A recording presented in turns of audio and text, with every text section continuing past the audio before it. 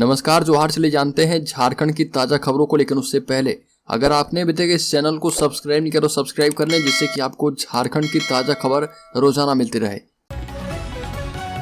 सबसे पहली और बड़ी खबर, राज्य में बारिश कम हुई है और झारखंड हाईकोर्ट ने सरकार से पूछा है कि पानी का संकट ना हो, इसके लिए आपने क्या एक्शन प्लान बनाया। झारखंड हाईकोर्ट ने राज्य में नदियों एवं जल स्रोतों के अतिक्रमण एवं साफ सफाई को लेकर स्वतः संज्ञान से दर्ज जनहित याचिका पर सुनवाई की। चीफ जस्टिस संजय कुमार मिश्र एवं जस्टिस आनंद सेन की खंडपीठ ने मामले की सुनवाई करते हुए राज्य सरकार से पूछा कि इस बार मानसून में अब तक वर्षा कम हुई है, रांची सहित राज्य में एक समान वर्षा नहीं हुई। वैसी स्थिति में लोगों को पेयजल की समस्या उत्पन्न नहीं हो, इसके लिए राज्य सरकार का क्या प्लान है, क्या कोई एक्शन प्लान बनाया है या फिर नहीं। खंडपीठ ने राज्य सरकार एवं रांची नगर निगम को शपथ पत्र के माध्यम से अपना एक्शन प्लान बताने का आदेश दिया है। राज्य में पंचायत स्वयंसेवक संघ का नंग धड़ंग प्रोटेस्ट स्थगित, 4 अक्टूबर को प्रोजेक्ट भवन घेरने का निर्णय। सेवा स्थायीकरण सहित 5 सूत्री मांगों के समर्थन में आंदोलन कर रहे पंचायत स्वयंसेवक ने ग्रामीण विकास मंत्री आलमगीर आलम के आवास पर नंग धड़ंग प्रोटेस्ट आंदोलन को स्थगित कर दिया है। संघ के अध्यक्ष चंद्रदीप कुमार ने जानकारी देते हुए कहा कि अपरिहार्य कारणों से आंदोलन को स्थगित किया गया है। संघ ने 4 अक्टूबर को झारखंड मंत्रालय का घेराव करने का निर्णय किया है, जिसमें राज्य भर के पंचायत स्वयंसेवक संघ भाग लेंगे। झारखंड डीजीपी ने जारी किया आदेश, कहा कि अपने स्तर से मीडिया से संवाद न करें पुलिस अधिकारी। झारखंड पुलिस की मीडिया नीति से संबंधित आदेश डीजीपी अजय कुमार सिंह ने जारी किया है और उसमें कहा गया कि अब पुलिस अधिकारी और थाना प्रभारी द्वारा मीडिया से संवाद नहीं किया जाएगा। आदेश जारी करने का उद्देश्य बताया गया कि पुलिस विभाग की नीति है कि उस समय मीडिया को संबंधित सूचना सही समय पर उपलब्ध करवाई जाए, जब अनुसंधान की प्रक्रिया प्रतिकूल रूप से बाधित ना हो या पुलिस अभियान में बाधा उत्पन्न ना हो या फिर पुलिसकर्मियों की सुरक्षा खतरे में ना पड़े, पीड़ित या फिर अभियुक्त के कानूनी और मूलभूत अधिकारों का हनन ना हो, इससे राष्ट्रीय हितों पर प्रतिकूल प्रभाव ना पड़े। संसद के विशेष सत्र का तीसरा दिन चालू है। लोकसभा में महिला आरक्षण बिल यानी नारी शक्ति बंधन अधिनियम पर चर्चा हो रही है। इस बिल पर चर्चा के दौरान गोड्डा के सांसद बीजेपी सांसद निशिकांत दुबे ने भी भाग लिया और दुबे ने कहा कि उनकी मां देवघर एम्स में भर्ती है और उन्होंने फोन करके उनसे कहा कि अगर सरकार उन्हें इस बिल पर चर्चा का मौका दे तो वो अपनी बात जरूर रखे। निशिकांत दुबे ने कहा कि सोनिया गांधी जब बोल रही थी तो मुझे लग रहा था कि राजनीति से ऊपर उठकर बोलेंगी और मैं उनका काफी सम्मान करता हूं और इस बिल को लेकर सबसे ज्यादा अब तक आवाज उठाई है वो है पश्चिम बंगाल की गीता मुखर्जी और सुषमा स्वराज, लेकिन आपने उनका एक बार भी जिक्र नहीं किया। झारखंड हाईकोर्ट का निर्देश, रात के 10 से सुबह 6 बजे तक नहीं बजे लाउड स्पीकर एवं डीजे। झारखंड हाईकोर्ट ने रांची शहर में बढ़ते ध्वनि प्रदूषण पर नियंत्रण को लेकर दायर जनहित याचिका पर सुनवाई की। चीफ जस्टिस संजय कुमार मिश्र एवं जस्टिस आनंद सेन की खंडपीठ ने प्रार्थी एवं राज्य सरकार का पक्ष सुना है। मामले में सुनवाई पूरी होने के बाद खंडपीठ ने कहा कि वह विस्तृत आदेश देगी। खंडपीठ ने मौखिक रूप से राज्य सरकार को निर्देश दिया कि रात 10 बजे से लेकर सुबह 6 बजे तक लाउड स्पीकर अथवा डीजे नहीं बजना चाहिए। नियमों का उल्लंघन करने वालों पर कार्रवाई की जाए। पर्व त्योहार जैसे विशेष धार्मिक आयोजनों के दौरान जिला प्रशासन की अनुमति मिलने के बाद ही रात 12 बजे तक लाउड स्पीकर बजाने की छूट दी जा सकती है। झारखंड मुक्ति मोर्चा ने कहा कि लोकसभा में पेश महिला आरक्षण बिल को 2010 में यूपीए सरकार के समय राज्यसभा से पारित बिल का नया फ्लेवर करार दिया है और कहा कि केवल बिल का कवर बदला गया है। इस बिल का फायदा जब तक नई जातिगत जनगणना रिपोर्ट नहीं आएगी तब तक नहीं मिल सकता, क्योंकि अभी भी देश में 2011 का ही आंकड़ा है और कोरोना के कारण 2021 में राष्ट्रीय जनगणना नहीं हुई और आगे सरकार करवाएगी या नहीं इसका भी अता पता नहीं है। यानी कि कुल मिलाकर यह बिल लोकसभा चुनाव में एक झुनझुना की तरह ही काम करेगा। कुर्मी आंदोलन को लेकर राज्य के घाघरा हॉल्ट में रेल रोको आंदोलन का असर। 3000 से अधिक महिला पुरुष ट्रैक पर मौजूद। घाघरा हॉल्ट में रेल रोको आंदोलन का स्वरूप बढ़ता जा रहा। 3000 से ज्यादा की संख्या में महिला पुरुष ट्रैक पर मौजूद हैं। कुर्मी आंदोलन में महिलाओं की भी भागीदारी देखी जा रही है और इस आंदोलन में सभी 1 से 5 नंबर तक प्लेटफॉर्म पर बैठी है। सिल्ली के वीडियो ने कुर्मी आंदोलनकारियों को चेतावनी दी है कि रेलवे ट्रैक से हट जाएं, नहीं तो कानूनी कार्रवाई की जाएगी। बता दें कि धनबाद के गोमो स्टेशन के अंदर भी ट्रैक पर कुर्मी समर्थक पहुंच गए और आंदोलनकारी को रोकने में पुलिस विफल हो गई। झारखंड में 91 इनामी माओवादियों के खात्मे के लिए लगी है सुरक्षा बलों की 86 कंपनियां। पिछले कुछ वर्षों में पुलिस की ओर से लगातार चलाए गए अभियान की वजह से ऐसा संभव हुआ है। झारखंड पुलिस के मुताबिक राज्य में अब मात्र 91 माओवादी बचे हैं और इन माओवादियों के खात्मे के लिए सुरक्षा बलों की 86 कंपनियां लगी है। इनमें सीआरपीएफ की 31, जैप की 38, आईआरबी की 6, एसएसबी की 4, सैप की 7, इसके अलावा झारखंड जगुआर की भी कई कंपनियां शामिल है।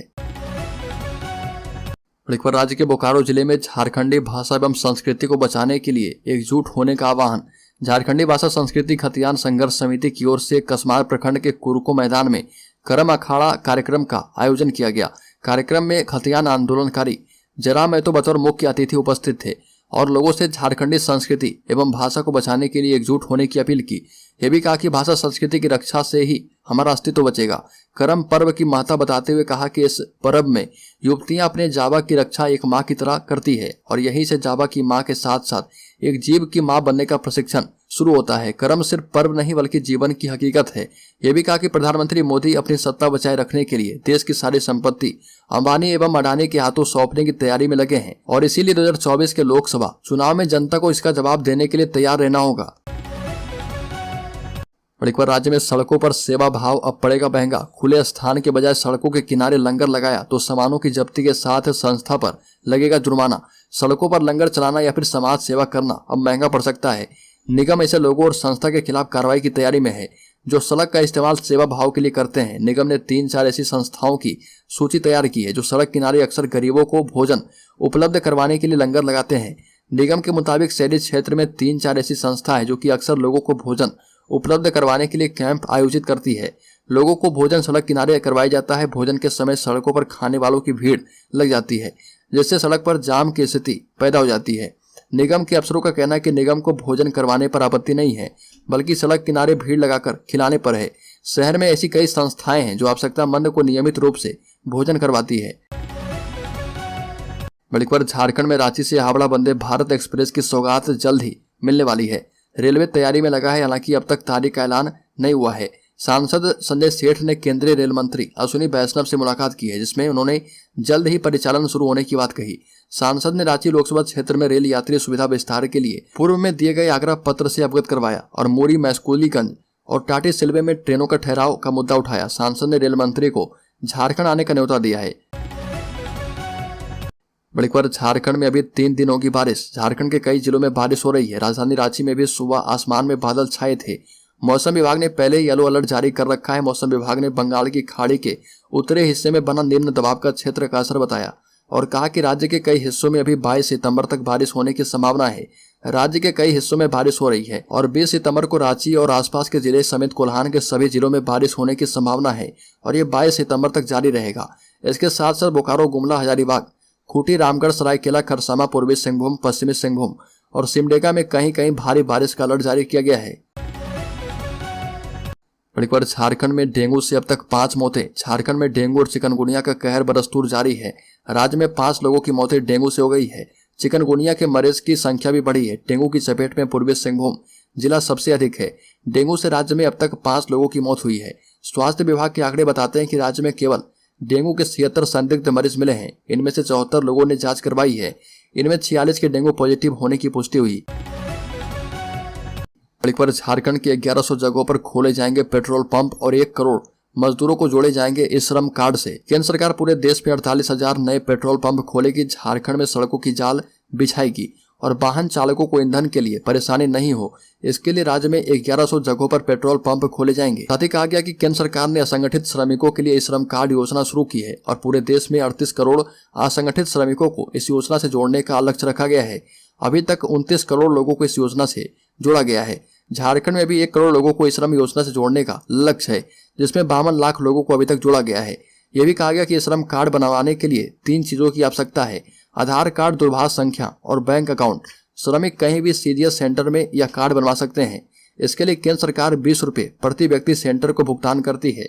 ई श्रमधारी व्यक्ति का अगर देहांत हो जाता है तो उसके परिजनों को 2 लाख रुपए मिलेंगे। और यह भी कहा गया कि इस योजना के तहत 60 वर्ष के बाद पेंशन भी दिया जाएगा, जिसके तहत श्रमिक को 3,000 रुपये या फिर इससे ज्यादा पेंशन मिलेगा। बड़ी खबर, अपनी लंबित मांगों को लेकर राज्य भर की आंगनबाड़ी सेविकाओं ने भरी हुंकार। सहायक शिक्षिका का दर्जा देने की मांग। झारखंड के अलग अलग जिले से आई आंगनबाड़ी सेविका और सहायिकाओं ने रांची में विशाल सम्मेलन करके अपनी पुरानी लंबित मांगों को पूरा करने की हुंकार भरी है। और राज्य के अलग अलग जिलों से आई आंगनबाड़ी सेविका और सहायिकाओं की ओर से झारखंड प्रदेश आंगनबाड़ी कर्मचारी सभा का महासचिव सुंदरी तिर्की ने कहा कि वर्तमान हेमंत सोरेन की सरकार ने आंगनबाड़ी सेविका का मानदेय जरूर बढ़ाया, लेकिन जो मूल मांग है उस पर ना ही पूर्व की सरकार ने कोई फैसला लिया था और ना ही वर्तमान सरकार ने। सुंदरी तिर्की ने कहा कि हमारी पहली मांग है कि राज्य भर की आंगनबाड़ी सेविका और सहायिका को सरकार राज्य कर्मी का दर्जा दे। सेविका को प्रारंभिक शिक्षिका और सहायिका को चतुर्थ श्रेणी कर्मी का दर्जा सरकार दे। इसके साथ साथ अनुकंपा पर दी जाने वाली नौकरी का दर्जा भी सरकार दे। जो प्रावधान सेविका सहायिका के लिए तय किया गया है उसे और भी सरल बनाए। केंद्र सरकार से मिलने वाली सहायता राशि के लिए राज्य सरकार अपने स्तर से पहल करे ताकि आंगनबाड़ी केंद्र में बच्चों को मिल रही सुविधाएं प्रभावित न हो। साथ ही पोषाहार की राशि की खरीद बाजार मूल्य पर करने की अनुमति भी सरकार दे। और एक बार 3 राज्य में आज होने वाला कुर्मी संगठनों का रेल रोको आंदोलन स्थगित। रेलवे ने ली है राहत की सांस। पश्चिम बंगाल के कुर्मी संगठनों ने अनिश्चितकालीन रेल नाकाबंदी का आह्वान किया था। रांची रेलवे डिवीजन के मुख्य जनसंपर्क अधिकारी निशांत कुमार ने बताया कि पहले रद्द या डायवर्ट की गई सभी ट्रेनों को मुख्यालय के निर्देश के मुताबिक इनके समान मार्गों पर बहाल किया जा रहा। पश्चिम बंगाल में अनुसूचित जनजाति एसटी के दर्जे की मांग को लेकर आंदोलन कर रहे कुर्मी संगठनों ने देश के 3 पूर्वी राज्य में प्रस्तावित रेल नाकाबंदी प्रोटेस्ट को वापस ले लिया है। इससे दक्षिण पूर्व रेलवे और पूर्वी तट रेलवे क्षेत्र यानी पश्चिम बंगाल, झारखंड और ओडिशा में ट्रेन सेवाएं प्रभावित नहीं होगी। अधिकारियों ने कहा कि ट्रेनें अपने निर्धारित मार्ग पर चलेगी। आदिवासी कुर्मी समाज के नेता अजीत महतो ने कहा कि हमने प्रस्तावित अनिश्चितकालीन रेल रोको आंदोलन वापस ले लिया है क्योंकि हमारे वरिष्ठ नेताओं को पुलिस के द्वारा परेशान किया जा रहा। हम 30 सितंबर को पश्चिम बंगाल के पुरुलिया में अगली बैठक में सामूहिक निर्णय लेंगे। एक बार राजधानी रांची में छिनतई, लूट, चोरी आदि वारदातों में लगातार इजाफा हो रहा। इस पर अंकुश के लिए रांची के पुलिस लाइन में पीसीआर और टाइगर जवानों को सिटी एसपी राजकुमार मेहता ने ब्रीफिंग दी। इस दौरान सिटी एसपी ने पीसीआर और टाइगर मोबाइल में शामिल पुलिसकर्मियों को पूरे शहर पर नजर रखने का निर्देश दिया है। ब्रीफिंग के दौरान सभी पुलिसकर्मियों को स्पष्ट निर्देश दिया गया है कि चिन्हित हॉटस्पॉट के साथ गली मोहल्ले में भी लगातार भ्रमणशील रहें ताकि आपराधिक वारदातों पर अंकुश लगाया जा पाए। सिटी एसपी ने बताया कि पीसीआर और टाइगर जवानों को महिलाओं की सुरक्षा को लेकर विशेष सतर्कता बरतने की हिदायत दी गई है। खासकर सुबह के समय स्नैचिंग की घटनाएं बहुत ज्यादा होती है। ऐसे में पुलिसकर्मियों को बेहद सतर्क रहने की आवश्यकता है। ब्रीफिंग के दौरान सभी पुलिसकर्मियों को निर्देश दिया गया है कि वो अपने अपने क्षेत्र में हर हाल में अपराध को रोकने में सहयोग करें। और एक बार रेलवे ने वापस लिया 172 ट्रेनों को रद्द करने का फैसला, सभी सामान्य रूप से चलेगी। दक्षिण पूर्व रेल प्रशासन ने कुर्मी समाज के पूर्व घोषित रेल चक्का जाम के आंदोलन को देखते हुए 20 सितंबर को खड़गपुर, रांची, आद्रा और चक्रधरपुर रेलवे मंडल से गुजरने वाली 172 ट्रेनों का परिचालन को रद्द करने का आदेश को वापस ले लिया है। इस संबंध में दक्षिण पूर्व रेलवे के सीपीआरओ आदित्य कुमार चौधरी ने बताया कि 20 सितंबर को रेलवे ने कुर्मी आंदोलन को देखते हुए यात्रियों की सुरक्षा और संरक्षा को ध्यान में रखते हुए 172 ट्रेनों का परिचालन को रद्द किया था और तकरीबन 12 ट्रेनों को परिवर्तित मार्गों से चलाने का निर्णय किया गया था।